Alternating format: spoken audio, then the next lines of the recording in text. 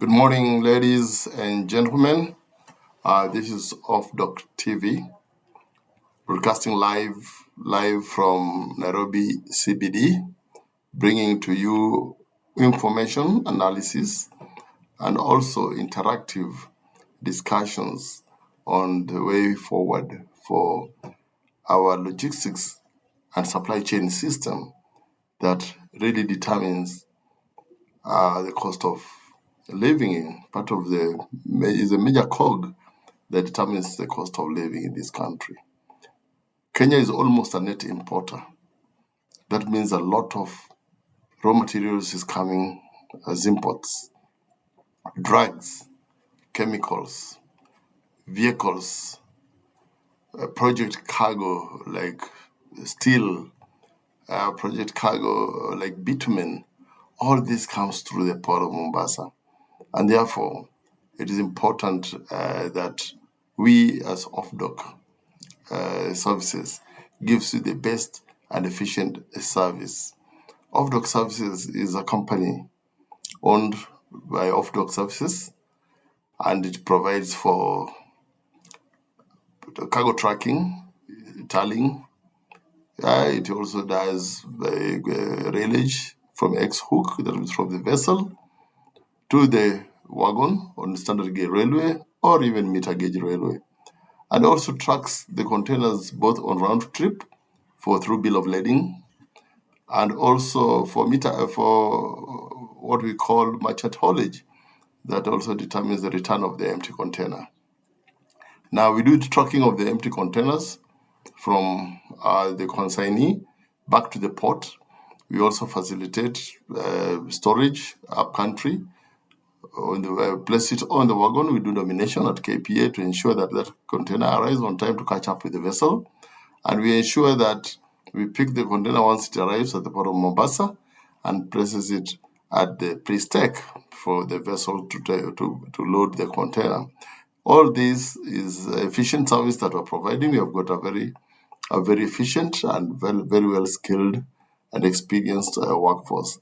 So I would like to ask anybody who would like to enjoy some of the services, build efficiencies for your movement of your cargo, accountability and transparency in the way we can move your cargo in a very cost-effective way. Yeah, from the port, from the moment it lands at the port of Mombasa, up to the time the container returns, or up to the time the general cargo or loose cargo reaches its destination, both within the local region or transit destinations. Now, today's analysis is going to dwell mostly on the areas and what has been happening of late in the port. And we have seen KPA making very strategic moves that so many people don't seem to understand the implications. And mostly the people who are targeted in all this doesn't seem to be aware what's lying ahead for them. KPA has reviewed their tariff in such a manner that they have extended free storage period for both local and transit. What does that mean for the local importers?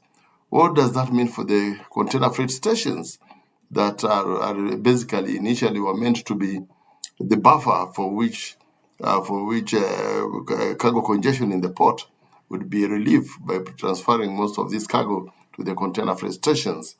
Yes, but that now it appears now that KP has grown its capacity in terms of storage of cargo in the port. Now that the second container terminal is now up and running, the extension of Terminal 1 which is also full capacity, and KP now can stack almost up to 35,000 TEUs at any time without causing congestion in the port. That means that there won't be any need now and in the future for transferring some of this cargo to the container freight stations. Container freight stations came in very handy in 2007, 2008, when congestion in the port was perpetual. Vessel congestion with the threats of vessel delay surcharges, yard congestion, gate congestion, In fact, the entire port was almost grinding to a halt, complete paralysis. But then we had great leaders in the port that time. Yeah, we get great leaders in the port that time, and they came with a very, very great idea, very strategic, and they introduced the container freight stations. And immediately, port congestion became a thing of the past. But now we are looking again with the extended period of storage. It means there will be no more necessity for anybody to move the cargo from the port up to the CFS. Why am I saying this? It is simple. Because right now, like I've just explained in my previous video, there's a battle going on the control of South Sudan cargo. South Sudan cargo needs longer free period of free period at the port, and because the period was very limited, they had to move it very quickly from the port to the CFSs within Mombasa, or the CFSs at Nairobi linked to the standard gauge railway. Now, with an extension of free period, which also affects the ICD, KP ICD Nairobi, and also Naivasha ICD, which is geared to handle most of her cargo as transit to South Sudan and to Uganda through the Naivasha ICD. Now, ICD has given 30 days free period for transit cargo to Naivasha. That means it will no longer be necessary for South Sudan cargo to remain at the port or to move to the local CFSs in Mombasa. The best advantage for them will move it directly by standard gauge railway to Naivasha. Now, from Naivasha, then they can do the road tracking, all the way to Juba, and then make a round trip back to Naivasha. And at the same time, Nairobi ICD also will be handling transit cargo. Nairobi also offers 30 days free period. That means the future is bleak for the CFSs. The future is bleak. And I can see this move is very strategic to knock them off the map. And if they don't pull their act together, if they don't counter this move by KPA, then I can see the death of CFS in the near future. But looking at the flip side of the coin, congestion will always be at the port, because KPA does not control the cargo dwell time in the port. So many other factors come into play. You've got the KRA processes, you've got Kenya Bureau of Standards processes, you've got KFIS processes, you've got all those government agencies have got a role to play in that cargo once it lands at the port of Mombasa, and it is time consuming. And therefore, keeping those cargo for that extended free period in the port, you can be sure, and I can bet on it, congestion will rear its ugly head once again at the port of Mombasa. Bigger vessels are now coming at the port, carrying huge volumes of containers. Bigger vessels are coming at the port, coming huge bulk cargo like clinker, for instance. They're coming to the port. And you can be sure that the longer free period you give, you can be sure congestion will build up over time. The efficiency of the port at the shore is one thing, not because of KPA inefficiency, but because of those other players who wants to intervene. They're called cargo interveners. I've also been to so many ports in the world, but this kind of cargo interveners do not happen in most of these ports. Yeah, cargo interveners wait for that cargo once it leaves the port, then they can intervene on that cargo at the destination. Yeah, if Kenya Bureau of Standards have tracked the cargo that has come, they want to pay a visit at the destination and check whether they meet the standards. But once they decide to do it at the point of entry, then there's a clog up. Yeah, KPA has also set aside a very big verification area for KRA. If you go there at any time, you find it's always full. So, and once the cargo is being stopped for verification and all that, that means a lot of time is lost. So, if the government wants to improve on the efficiency of the port, the first thing they have to do is to remove all the cargo interveners. Maybe leave only KRA. And KRA must also change its systems so that they identify. I know there's the green channel and the red channel at KRA, but are they used for the intended purposes? Yeah, because that would have been the easiest way of ensuring the cargo leaves the port without any further delay. So all these things are going to happen, and congestion will be back in the port. Once congestion comes in the port, then all hell will break loose. Now, for the CFSs to survive, in the KPA's strategic plan, then they must also change the way they do their business. Yeah, because they basically deal only in imports. The CFS must also look at ways of dealing with exports as well.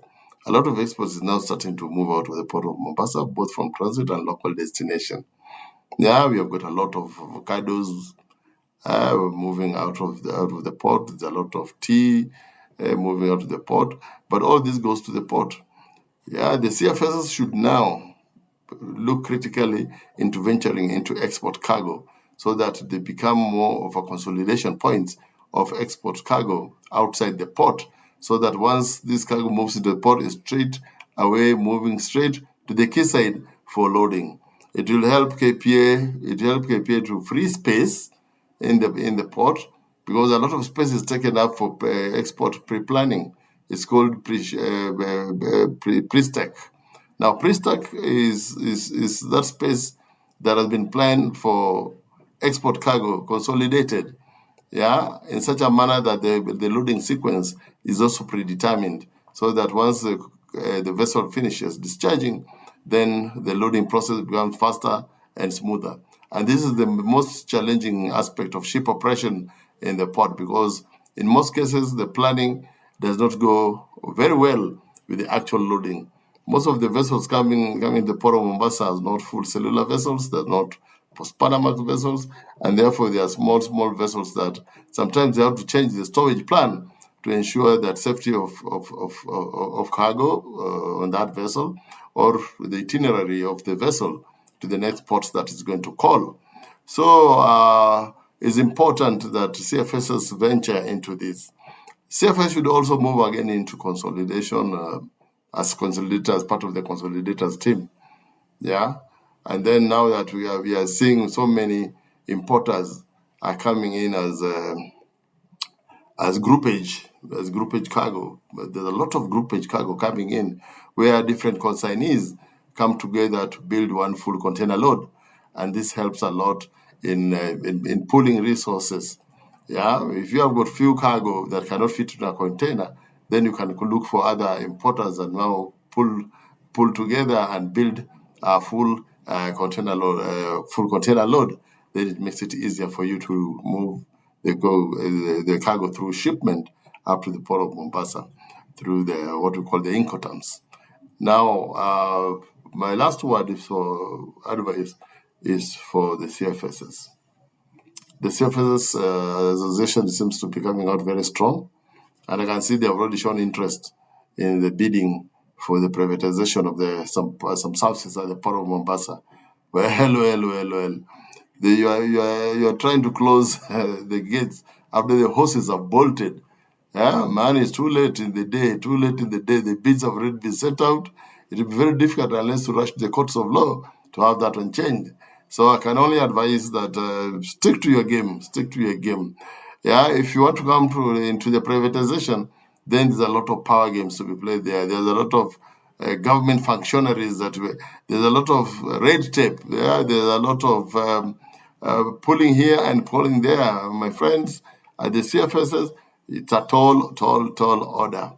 But for you to make an attempt, I've already said in this analysis that it is important that you also give local entrepreneurs a chance to bid for privatization of the port. They have the capacity, they have got the technology, they have got the skills, and they've got the capacity in terms of capital, so that we can own the services that are done at the port of Mombasa. We can own it as Kenyans. This would be a patriotic move rather than handing over the port to foreigners. Of course, PPP is just by name, PPP, public-private partnership. But in real sense, it's conceding. We are literally conceding the services to third parties, third parties who are not even Kenyans. Yeah, of course we know what normally goes on out there. Of course we know what goes on out there. One thing is that from the private operator who will be awarded, one thing is for sure, and this one, take it to the bank. A local company will own, even if it's only 5% shares in that private operator. Yeah, and these 5% shares will be a company that is political friendly, and therefore there'll be no equity, there'll be no equal chance, there'll be no equal opportunity for other players to come in and take charge of the services offered at the Port of Mombasa. Thank you, my viewers. Please subscribe. I've seen that there's a lot of viewers coming in, but very little subscription. I need to grow this channel so that we can be very interactive. We can share with our friends, so that we can have a bigger audience over these matters. Also, make some comments at the below section, so that you can see what are the views of our viewers, so that we can also build up on the interactiveness of this analysis. Thank you so much. Let's meet again in the next analysis.